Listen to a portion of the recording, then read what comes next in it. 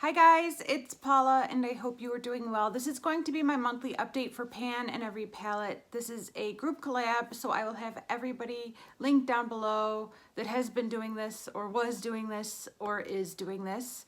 It was originally created by my friend Lady Pans a Lot over on Instagram. She got a bunch of us together and the goal is to hit one pan in every one of our palettes.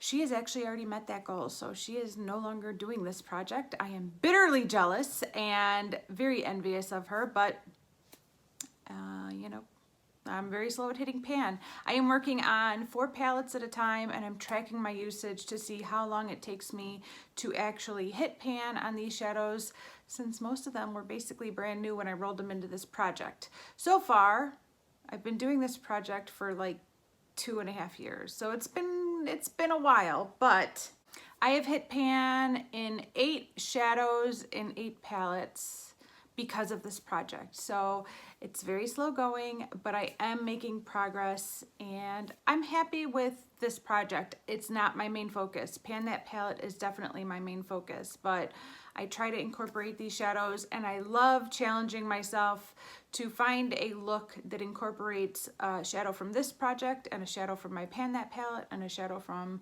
another project. I love trying to see what combinations I could come up with that are looks that I like, so it's not just about slapping it on, it's about creating a look that I can enjoy and wear and use from day to day. So I love the challenge, it's a lot of fun. That's enough talking, let's get into the progress. I don't have any new pans for today. I'm not surprised, I think I predicted that this would be a no new pan month for me, but I have been using these palettes, much more than all the rest. So let's talk about where I'm at with them. Let's start with the palette that rolled in at last month's update. That is my Too Faced Life's a Festival palette. I spent the last month playing around with this palette a little bit, trying to decide which shadow I thought I would want to hit pan on. I ended up only using this 3 times in the past month, so I don't feel like that was a lot of use, but 3 is good. So the ones that I used in this past month were Young and Free, the satiny pink one. I used the highlighter white shade. It's like a white purple shade called Unicorn Tears. I used Fun in the Sun a couple of times, and I used Artist Pass once. At last month's update, when I rolled this palette in, I was predicting that Artist Pass might be the shadow I choose to hit pan on. And I only used it once and I was a little bit let down by it. I'd like to keep playing with it and see if I could make it pop the way I wanted to, but I felt like it did not have much impact on my eyes and that I have other blue browns that I like much more than this, or blue purples. I think this is more like a blue purple than a blue brown. But anyways, I was a little bit surprised by what I thought of this after I put it on. In the end, the shadow that I enjoyed the absolute most out of this palette was Fun in the Sun, this one up here. There it is, right there. It's actually the shadow I have all over the inner half of my eyelid. I like it very much. I think where this shadow is going to be best is on top of that matte blue I am trying to pan for Dude, You Panned My Battleship. I want to target that shadow this summer. My plan is to be wearing a lot of blue eyeshadow, and I think that maybe if I cover that eyeshadow with this, I will like it a lot more and find it a lot more wearable. I haven't tried it yet, but that's what I'm guessing. So I think this is the shade I'm going to be going for in this project, and I did use it twice over the past month, today and then another day. For my look today, this is the only shadow from this palette I have on my eyes. The other shadow that I have on the outer half of my eyelid comes from the ABH Subculture palette, which is also in this project. Ironically, I think I found a dupe between the 2 palettes. As I was putting Fun in the Sun, the shade right here, on my eyelid, I realized why I liked it so much paired with Untamed from this palette, because this Fun in the Sun is a dupe for Electric. I think these 2 are twinsies. So I figured I would swatch them for you. Maybe you guys have seen other people make this comparison before. I've never seen that comparison, and it slapped me in the face while I was doing my makeup today. I couldn't believe it. I was like, oh my gosh, they're twinsies. So I haven't actually swatched them side by side, so let's do that now. But yeah, if somebody else has already pointed this out to you guys and it's just common knowledge, I'm sorry. But I just realized it and I was kind of excited because I love electric. It's a great shade. But it's getting a little funky. On my middle finger is Fun in the Sun, and on my ring finger is Electric from Subculture. Fun in the Sun is actually a little bit brighter. They are twinsies. Fun in the Sun is performing a little bit better.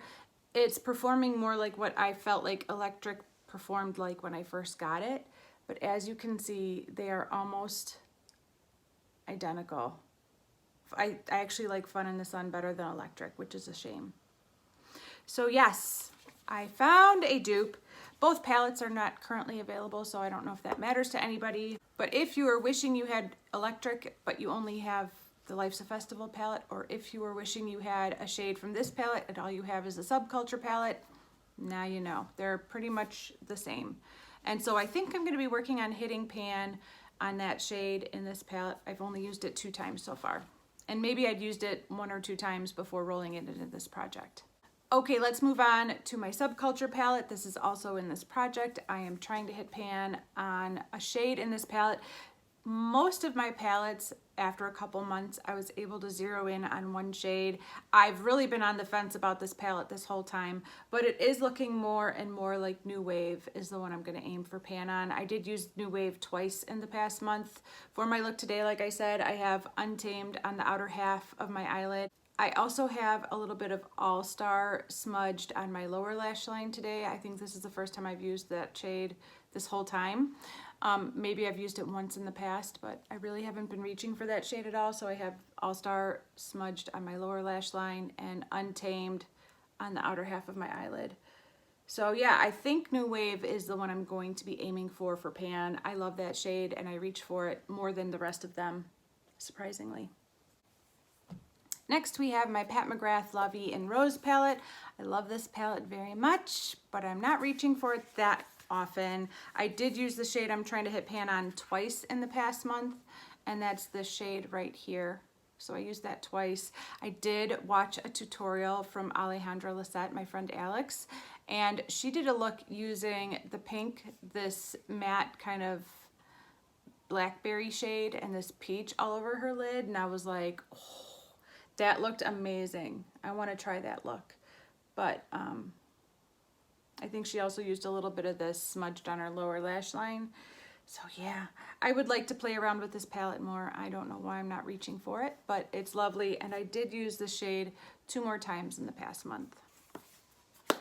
And finally, we have my face palette. That is my Kat Von D Shade and Light Contour palette.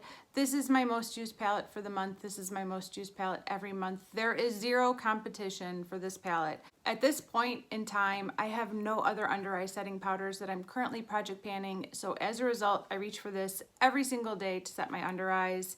I used both the first 2 shades 29 times. Still no pan.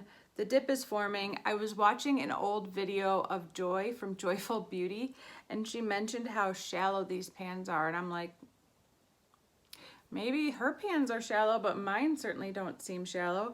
I have used these a ton. It's going to be another one of those like record-breaking numbers of uses before I hit pan, like 100, I think. If I haven't already used it 100 times, it'll be 100 times before I hit pan. I do think it's possible that I'll have pan by next month if I use it another 29 times, but I don't know.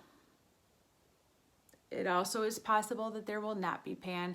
I just swipe my brush in each shade 1 time and do one eye, and then I swipe my brush in each shade a 2nd time and pat it on the other eye. It creates a beautiful effect. I've really grown fond of this powder. Itchy head. I have really grown fond of this powder and I like the way it works. Once it's gone, it's gone. I'm not going to look into repurchasing it. I would probably go back to the Hourglass powders if I needed to buy an under eye setting powder. I think that's my favorite under eye setting powder, but I feel like this is working for me and it's doing a good job in the meantime. So I'm glad I'm using this palette, I guess. 29 times though. All right, guys, that is it for this update. Thank you so much for watching. I really appreciate it, and I will see you in the next one. Bye.